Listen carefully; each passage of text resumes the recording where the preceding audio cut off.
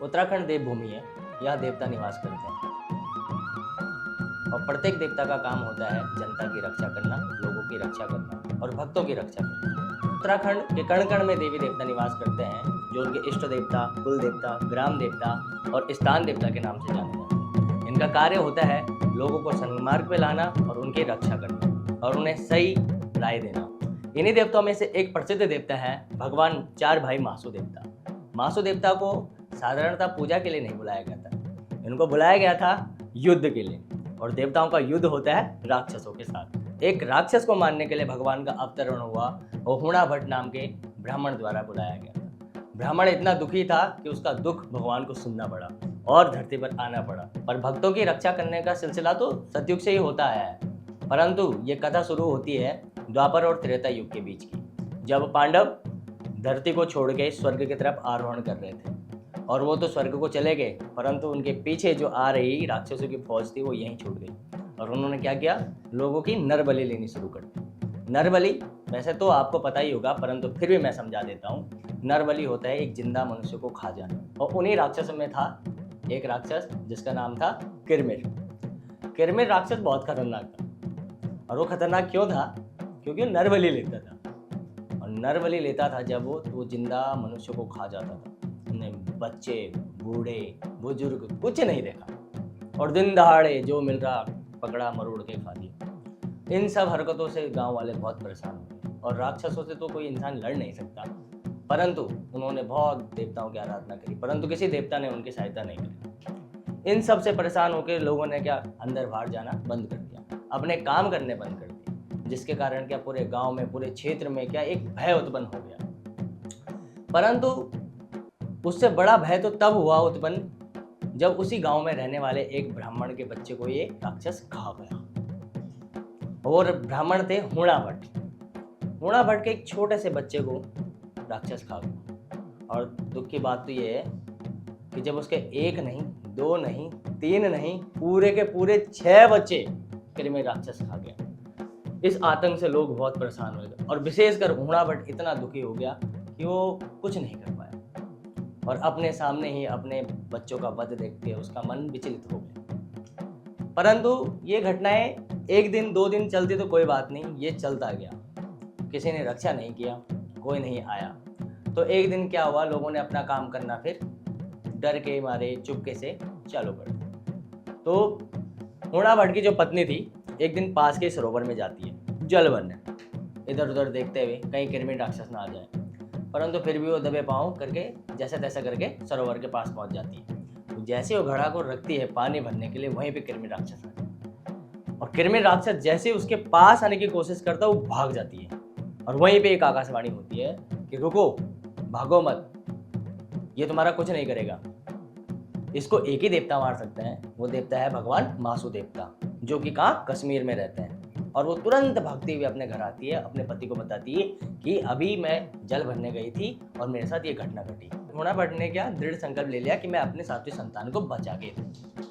अब उसने कहा कि भाई मैं कश्मीर जाऊंगा और भगवान मासू देवता को लाऊंगा। परंतु पहले के जमाने में गाड़ी घोड़ा कुछ साधन था नहीं, पैदल यात्रा थी, ऊपर से किरमिर राक्षस का इतना आतंक था, उसके सेना का इतना आतंक था कि कहीं पे भी क्या हुणा भट्ट को पटक के मार के खा सकते थे।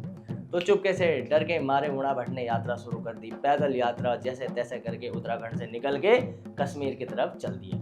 अब वहाँ पहुँचे, वहाँ देखा चारों तरफ कि कोई नहीं है, ना तो यहाँ कोई देवता है ना कोई इंसान है। वो बहुत परेशान हो गए कि कहाँ है मासू देवता, अगर मासू देवता यही है तो मुझे दिख क्यों नहीं रही, मिल क्यों नहीं रहे। तो उन्होंने उनकी खोज चालू कर दी और मन में एक आस्था जगानी शुरू कर दी कि भगवान आप मेरे सामने प्रकट हो जाओ। तो वहीं पे बर्फों के बीच में, चारों तरफ पहाड़ियों के बीच में भगवान मासू देवता एक राजकुमार के रूप में वहाँ पे प्रकट होते हैं। और जब वो प्रकट हो जाते हैं तो उनसे पूछते हैं कि तुम यहाँ क्यों आए हैं।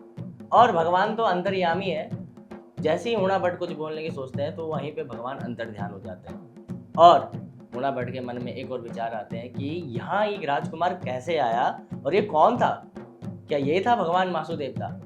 तो उसने खोज और चालू कर दी। कुछ और ऊपर जाने के बाद उसने देखा एक रमणीक क्षेत्र, बर्फ के बीच में 4 भाई मासू देवता नाग रूप में विराजमान है। वहाँ पे एक सुंदर सा महल है, सुंदर सा एक तालाब है जहाँ पे वो चारों भाई निवास करते हैं। जब वो उनके पास पहुंचे, बैठे, तो भगवान ने पहले से ही सब कुछ जान लिया था। तुम चिंता मत करो, ये मेरा वचन है, हम चारों भाई अपनी माता सहित प्रकट होंगे और कृमि राक्षस का अंत करेंगे, और तुम जाते ही यज्ञ प्रारंभ कर देना। और यज्ञ के साथ साथ एक काम और करना, तुम प्रत्येक रविवार को अपने खेत के एक हिस्से में हल जोतना।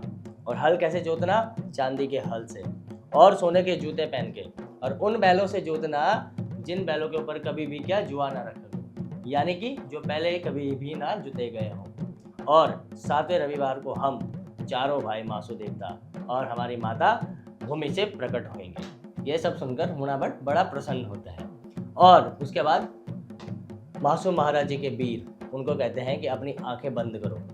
और जैसे ही हुणा भट्ट जी अपनी आंखें बंद करते हैं, वो वहाँ से कश्मीर से तुरंत ही अपने क्षेत्र में सोनपत नगरी में आ जाते हैं। सोनपत नगरी वर्तमान में महेंद्र रथ नाम से जानी जाती है।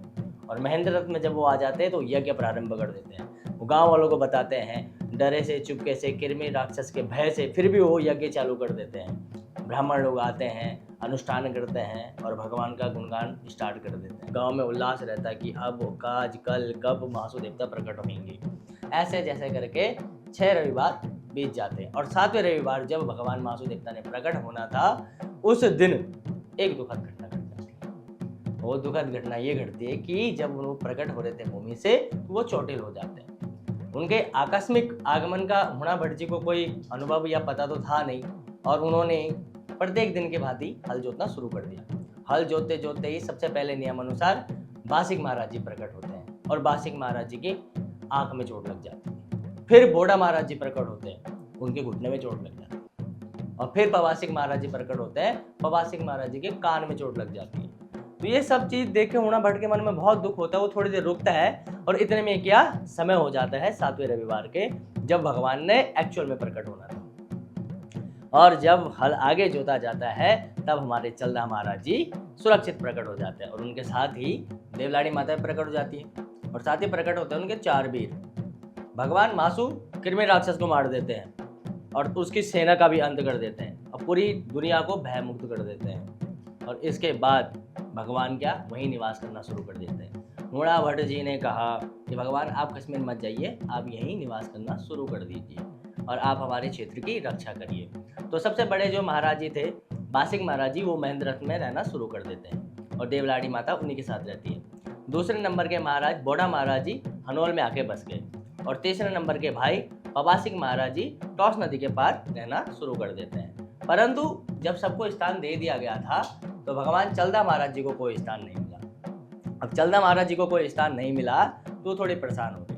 तो उनके परेशानी को देख के भगवान बड़े वाले महाराज जी, बासिक महाराज जी ने कहा कि तुम एक काम करना, तुम 12 महीने मेरे साथ रहना, और जब 12 महीने मेरे साथ रहेंगे तो तीसरे नंबर वाले भाई पवासिक महाराज जी ने कहा कि ठीक है, 12 महीने तो बड़े वाले भाई जी के साथ रहोगे, तो 12 महीने तुम मेरे साथ भी रहना। तो ये सब घटना सुनने के बाद बोड़ा महाराज जी, जो दूसरे नंबर के महाराज जी है, उन्होंने कहा कि जब तुम दोनों भाइयों के यहाँ 12-12 महीने रहोगे, तो एक काम करना, जिस दिन तुम स्थान परिवर्तन कर रहे होंगे, उस दिन एक दिन मेरे घर भी आना और मेरे यहाँ भी निवास करना। अब बोड़ा महाराज जी को राज करने का दायित्व दिया गया था, परंतु चलने में असमर्थ थे, तो उन्होंने वो दायित्व क्या चलदा महाराज जी को दे दिया। अब चलदा महाराज जी क्या जनता के बीच में रहते हैं। 12 महीने पवासिक महाराज जी के यहाँ, 12 महीने बासिक महाराज जी के यहाँ, और एक दिन बोड़ा महाराज जी के यहाँ। और यही यात्रा का कर्म है, और इस कर्म की अगुवाई करते हैं बकरे।